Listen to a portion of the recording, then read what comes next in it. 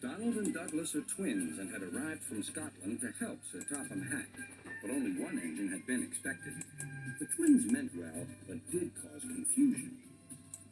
Sir Topham Hatt had given them numbers, Donald 9 and Douglas 10, but he was still planning to send one engine home.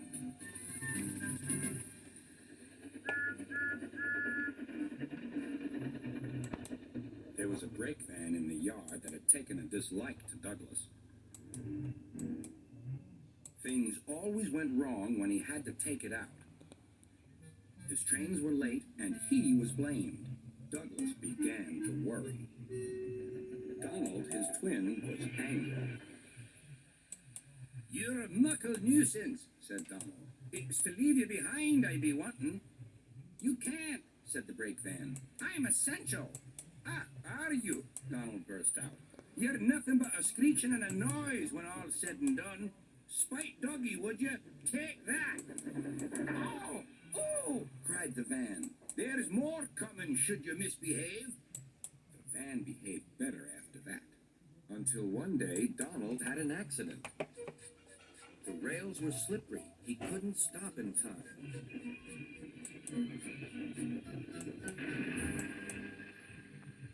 Donald wasn't hurt, but Sir Topham Hatt was most annoyed.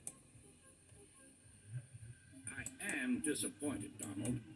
I didn't expect such clumsiness from you. I had decided to send Douglas back and keep you." "I'm sorry, sir," said Donald. "I should think so, too. You have upset my arrangements.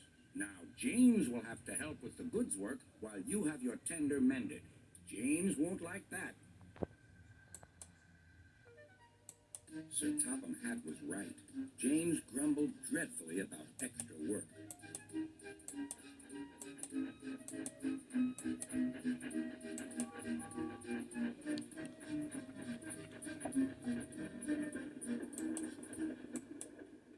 "Anyone would think," said Douglas, "that Donald had had his accident on purpose.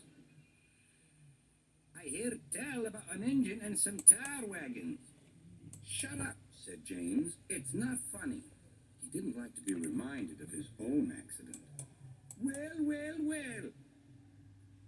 Surely, James, it wasn't you. You didn't say." James didn't say. He slouched sulkily away. "James is cross," snickered the spiteful brake van. "We'll try to make him crosser still." "Hold back," giggled the freight cars to each other. James did his best, but he was exhausted when they reached Edward's station. Luckily, Douglas was there. "Help me up the hill, please," panted James. "These freight cars are playing tricks." "We'll show them," said Douglas.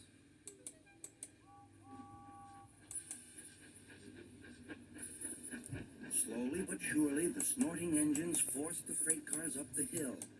But James was losing steam. "I can't do it! I can't do it!" "Leave it to me!" shouted Douglas. The conductor was anxious. "Go steady! The van's breaking!" The van was in pieces. No one had been hurt, and soon Edward came to clear the mess. Sir Topham Hatt was on board. "I might have known it would be Douglas," he said. "Douglas was grand, sir," said Edward. "James had no steam left, but Douglas worked hard enough for 3. I heard him from my yard."